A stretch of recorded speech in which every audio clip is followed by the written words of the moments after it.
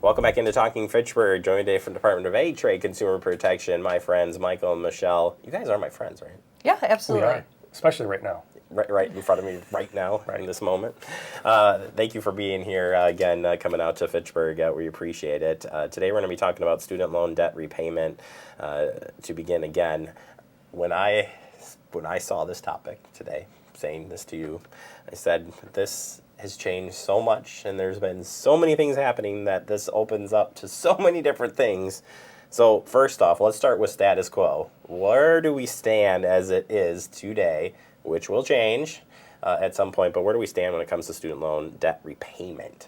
Yeah, we're still in a repayment pause, if you will, where you don't need to be making those payments if you have particular types of loans. So that's an important factor. You want to make sure that you are in contact with your service provider to fully understand what your obligation is and when that will begin again or continue on.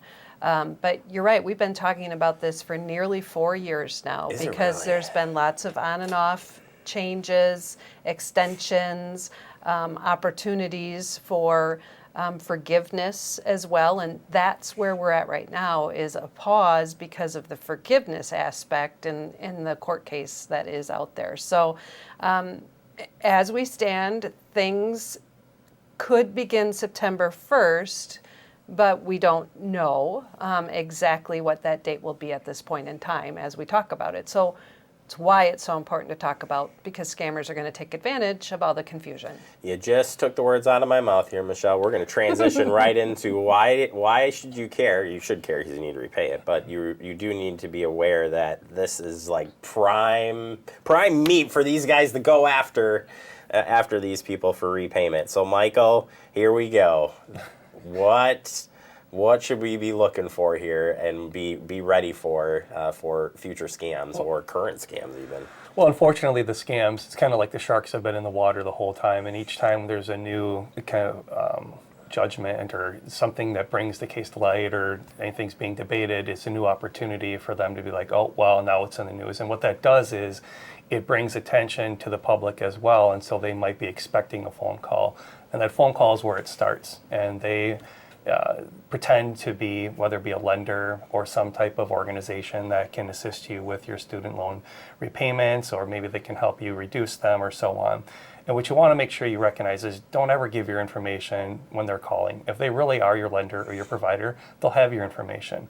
And so you can certainly, if you think it's legitimate, ask them to confirm that, but you don't want to give them anything because they most likely don't have it. The second part you don't want to do that ties to your information is never give a third party the authorization to act on your behalf or give anyone power of attorney. Maintain control of all of that so that you have your information. You have the ability to make sure that it's structured the way you want. Most oftentimes those types of authorizations and approvals can go much further than you even anticipated. And of course, then the scam spreads even further. And then the one that's most basic is don't pay for any of these services because a lot of this can be done for free. If you hop onto some of the websites that'll help educate you on what you can do, you'll find out that it's very easy. And there's step-by-step instructions on how to do it, but more importantly, it's free. And a lot of these scams that we're seeing is they're getting you to pay for a service that they're going onto that exact same website and entering that information where you should be doing it yourself. So kind of same angles, but comes to the forefront once again. Whew. So, Michelle. Yes. If you are somebody who has student loans right now and you're just like, oh my gosh, I don't even know what to do, where would you say that they should start? Just trying to figure things out. Trying to avoid scams certainly is a big part of this, but to make sure that if you are getting these calls and you're like, oh my gosh, I don't know if these are legit or not. I think they aren't, but I'm not sure if I should repay. Where would you start? So you have a couple of options. First would be call your loan servicer, your loan provider. Talk to them about your debt and when you are required to make payments and when you can. People can be paying now. They're just not accumulating. You didn't have to stop paying. You didn't have to stop, but it's not growing on you as a result of not making payments. So if you have it, maybe pay it off. It could be to your advantage. The second thing you can do is if you can't locate your provider or you're not really feeling confident about the information you may have received from your provider, then there is a phone number that you can call, and it's the Wisconsin Student Loan Help Hotline. Kind of a mouthful, but this is a partnership with the Wisconsin Coalition on Student Debt and the Ascendium Education Solutions, and they will talk to you about your situation. They're not going to ask you any personally identifiable information, but they will ask you specifically about your situation, and it's okay to respond to their questions because you're making the phone call. You are calling them, and this isn't a phone call out of the blue, and that phone number is 833-589-0750. It is a toll-free number, so you can get some guidance and coaching there. And the other thing you need to do is take a look at your finances and be prepared for whenever this is going to activate if you're not in a situation where you need to be paying right now. How are you going to adjust your budget in order to cover the payment that's going to be required when it's required? Yeah, and I think there's going to be a lot of shocker there, but I think going back to the scam part of that, we'll see scams that will start talking about forgiveness, right?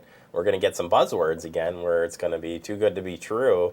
And Michael, if somebody does fall victim to this, what would you recommend? Like all of a sudden they call their real, or they've thought they've made the right decision here and then see money disappearing or something, what would you suggest they do? If that unfortunate situation happens, I would encourage everyone to file a complaint with us at DATCP. They can do that on our website at DATCP.wi.gov, or if you want a little bit more information or some help on how to find that, you can certainly call us at 1-800-422-7128. Yikes. But if we keep out there, keep updating, Right. keep checking it, and you gotta, I mean, eventually you do gotta repay. I mean, I think you gotta be prepared for that, right? And what those steps look like. And I think you've said this many times, is you gotta check your finances and stay up with these things, watch for changes. Absolutely. And you know, another great resource, just if you need it, is go to the U.S. Department of Education. Yes. They're going to be a guide, and believe current events from them. You know, don't just trust everything you're going to see on the internet. Yeah. Don't trust the internet. Sounds like something we talked about the other day. All right. Well, thank you both for coming out here again to Fitchburg this month. We certainly appreciate it. I probably should come visit you now, right? Is that or? We can do a trade-off, you know. I'm trying to hold back a cough, so I'm not going to say anything more than that. But thank you both so much. And again, head out to the website if you got any questions. They have great resources there on the website.